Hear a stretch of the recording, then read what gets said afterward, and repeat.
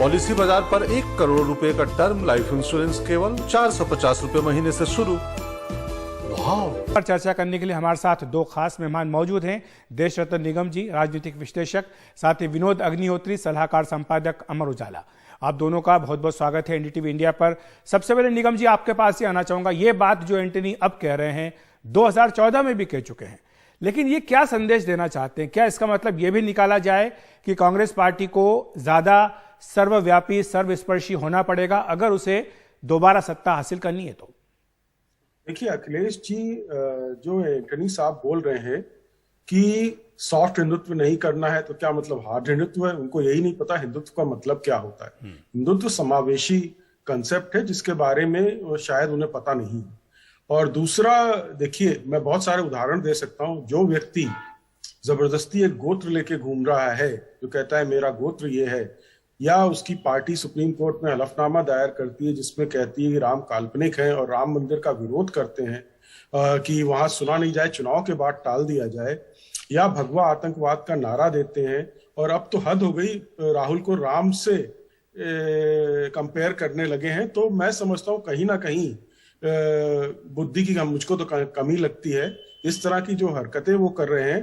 देखिए, कोई भी सत्ता दल हो, चाहे वो भाजपा हो, चाहे वो कांग्रेस हो, चाहे वो कम्युनिस्ट हो, काम बोलता है सरकार का। आप काम करेंगे, डिलीवरी करेंगे, स्कीम्स लाएंगे तो आपको वोट मिलेंगे। गुजरात में क्या हुआ, बड़ी देखने वाली बात है। हिमाचल में भाजपा हारी, बहुत ही 1% से कम वोटों से हारी, जबरदस्त टक्कर दी, कोई एंटी इनकम्बेंसी वहां पे नहीं नजर आया। लेकिन जो भी है, जीत होती है, उसमें मैं कोई शक व शुबा नहीं जाहिर करना चाहता। चाहे देखिए है क्या वहां पर कि आपको ये भी याद हो, भारत जोड़ो यात्रा में वो एक पेस्टर थे, क्रिश्चियन पेस्टर थे, जॉर्ज पुनैया। उनसे जानबूझ के मिले, जो हिंदू देवी देवताओं भगवानों को खुलेआम गाली देते हैं।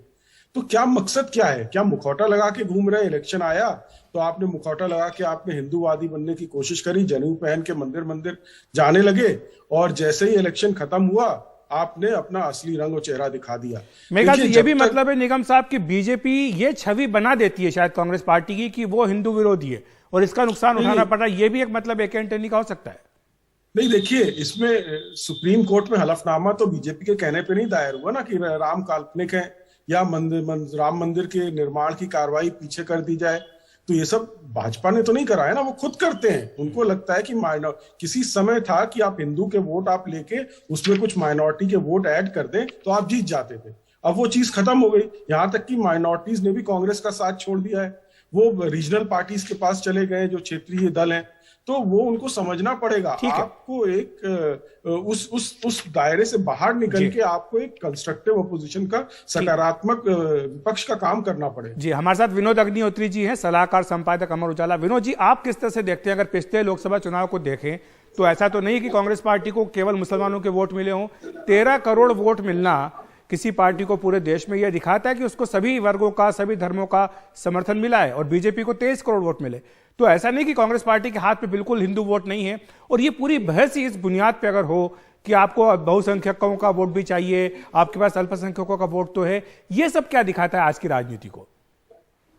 देखिए, लोकतंत्र में वोट की राजनीति होती है, और वोट की राजनीति में फिर ये हिसाब रखना पड़ता है कि किस किस वर्ग का वोट हमको मिल रहा है और किसका नहीं मिल रहा है। भारतीय जनता पार्टी भी मुसलमानों को रीच आउट करने की कोशिश करती है, क्योंकि उसको मालूम है उनका वोट उनको नहीं मिलता है या बहुत कम मिलता है, तो रीच आउट करने की कोशिश करती है। कांग्रेस पार्टी जो एक जमाने में जिसको बहुसंख्यक हिंदुओं का भी वोट मिलता था और अल्पसंख्यकों का तो लगभग सारा ही वोट मिलता था उसको, अब जब 80 के दशक के बाद, खासकर राम मंदिर आंदोलन के बाद, और अडवाणी जी ने जब सूडो सेकुलरिज्म की एक नई परिभाषा और व्याख्या दी, और उसके बाद राम मंदिर आंदोलन से जिस तरह कांग्रेस के खट्टे मीठे रिश्ते रहे, मैं खट्टे मीठे इसलिए कह रहा हूं कि कभी कांग्रेस जो है राम मंदिर के समर्थन में दिखी और कभी विरोध में दिखी। समर्थन में जब मैं बात करता हूं तो इसका मतलब 1983 से जाता हूं। 1983 में जो पहला राम मंदिर का सम्मेलन हुआ मुजफ्फरनगर में, वो उसकी प्रेरणा में इंदिरा गांधी थी पीछे। दाऊद दयाल खन्ना कांग्रेस के सांसद थे और वो जाकर के वहां गए, इंदिरा जी का संदेश लेके गए थे। इसके गवाह तो विजय कौशल महाराज आज भी मौजूद है और खुद इस बात को मुझसे इंटरव्यू में कह चुके हैं। उसके बाद जब राम मंदिर का आंदोलन, जब आरएसएस उसमें आ गया और विश्व हिंदू परिषद ने उसको टेक ओवर किया, तो कांग्रेस उससे दूर हटी। लेकिन जब बाद में जो कांग्रेस को लगा कि इससे नुकसान होगा तो शिलान्यास कराने, राजीव गांधी ने शिलान्यास कराया एनडी तिवारी के कहने पर, और उसके बाद फिर ताला खुला वो भी कांग्रेस शासन में खुला। तो कुल मिला के कांग्रेस इस मामले में तय नहीं कर पाई कि उसको राम मंदिर का समर्थन करना या विरोध करना। लेकिन केवल राम मंदिर का मुद्दा नहीं है, हिंदुत्व से जुड़ा मुद्दा अगर आप कहें तो इसमें कई सारे मुद्दे आते हैं। और जैसा कि आपने खुद जिक्र किया कि लालकृष्ण आडवाणी ने इस देश में यह बहस शुरू की थी, धर्मनिरपेक्षता बनाम छद्म धर्मनिरपेक्षता और अल्पसंख्यक तुष्टीकरण का मुद्दा भी उन्होंने उठाया था, जिसका जिक्र आज AK एंटनी कर रहे हैं। हाँ, मैं वही कह रहा हूँ, राम मंदिर तो मैं इसलिए कह रहा हूँ वो प्रतीकात्मक हिंदुत्व का सबसे बड़ा मुद्दा था, जिससे हिंदुत्व की राजनीति इस देश में परवान चढ़ी। उसके साथ बाकी दूसरे मुद्दे भी थे। और दूसरा, कांग्रेस ने जो शाहबानों के मामले में जो जिस तरह से उलट फैसला किया, पहले समर्थन किया आरिफ मोहम्मद खान का, उसके बाद फिर जो है संशोधन किया, सुप्रीम कोर्ट के फैसले को पलटा, इन सब चीजों से निश्चित रूप से उसके एक हिंदू विरोधी या हिंदुओं के खिलाफ एक छवि बनी और उस छवि को कांग्रेस पार्टी साफ नहीं कर पाई।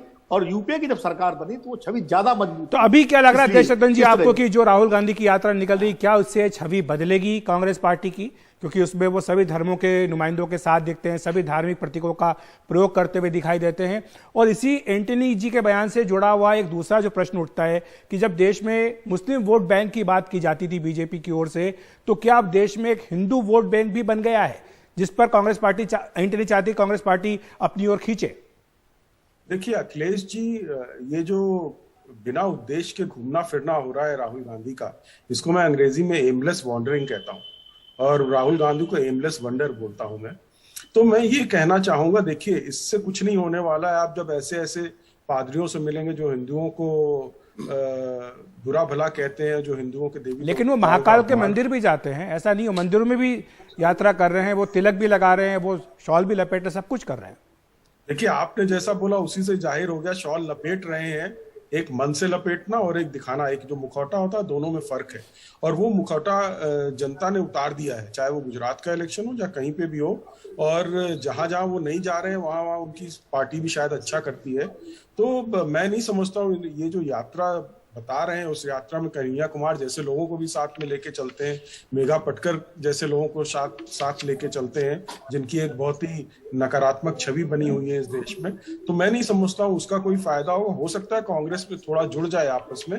भारत तो पहले ही जुड़ा हुआ है और भारत जोड़े यात्रा को जिसको ये बोल रहे हैं उसमें तोड़ने वाले लोग ज्यादा नजर आ रहे हैं। लेकिन मैं समझता हूँ इसकी छवि में काम करने से फर्क पड़ेगा। अगर आप जमीन पे काम करेंगे तभी फर्क पड़ेगा। इस तरह के दिखावे से मैं नहीं समझता फर्क पड़ने वाला है।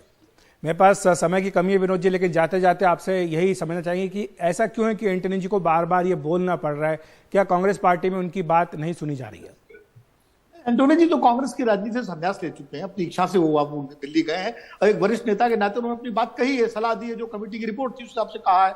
लेकिन एक बात मैं जरूर कहना चाहूंगा कि देखिए, राहुल गांधी मन से मंदिर जा रहे हैं या वो दिखावा कर रहे हैं, ये तो इसका पैमाना ना मेरे पास है, ना आपके पास है, ना देशरतन जी के पास है।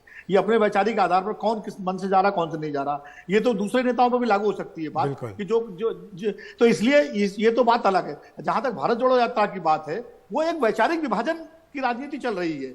जो एक विचारधारा भारतीय जनता पार्टी की है और एक कांग्रेस की विचारधारा है। अब उसमें मेधा पाटेकर अगर फिट होती हैं, उसमें कन्हैया कुमार फिट होते हैं, तो वो जनता के उसका फैसला करेगी। क्योंकि कन्हैया कुमार अगर इस देश के नागरिक हैं, उनको अदालत से जमानत मिली हुई है और उनको कहीं कोई उसमें नहीं, तो अगर वो जा रहे हैं तो इसमें क्या आपत्ति है? तो मुझे लगता है कि ये एक तरह से एक एकांगी दृष्टि है चीजों को देखने की। अगर आप समग्रता में देखेंगे तब कोई फैसला कर पाएंगे। बहुत बहुत शुक्रिया आपका विनोद जी और देशरतन निगम जी इस तमाम चर्चा के लिए।